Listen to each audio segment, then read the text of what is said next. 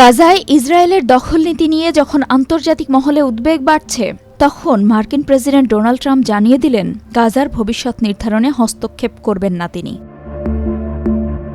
মঙ্গলবার এক সাংবাদিক সম্মেলনে ট্রাম্পকে জিজ্ঞেস করা হয়, ইসরায়েল যদি পুরো গাজা দখলের সিদ্ধান্ত নেয় তাহলে কি হবে যুক্তরাষ্ট্রের অবস্থান। জবাবে ট্রাম্প বলেন, আমার লক্ষ্য গাজায় খাবার পৌঁছানো।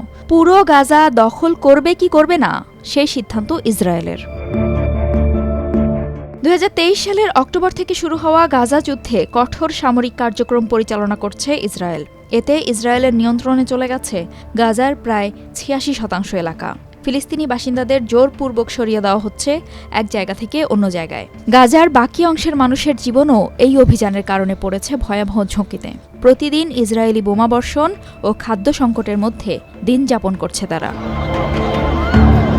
নেতানিয়াহুর পুরো গাজা দখলের পরিকল্পনা হামাস ও অন্যান্য গোষ্ঠীর হাতে আটক থাকা ইসরায়েলি বন্দীদের জীবন নিয়েও তৈরি করেছে নতুন উদ্বেগ।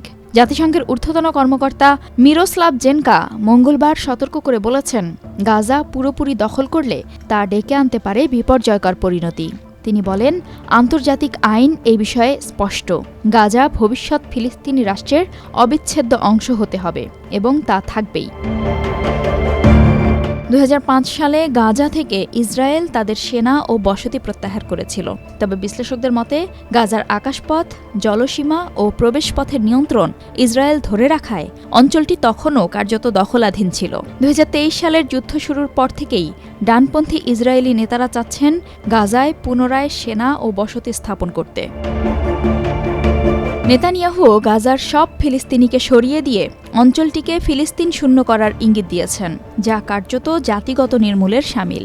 2024 সালের ফেব্রুয়ারিতে ট্রাম্পও একই ধরনের প্রস্তাব দেন।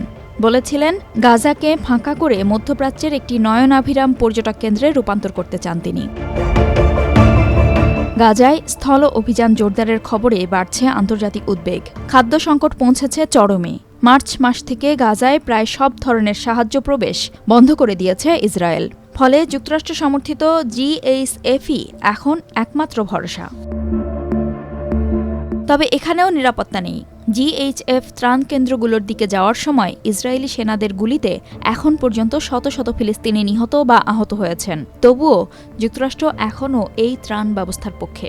জাতিসংঘকে সরাসরি ত্রাণ বিতরণের অনুমতি দিতে আন্তর্জাতিক আহ্বানে সাড়া দিচ্ছে না ইসরায়েলের এই মিত্র।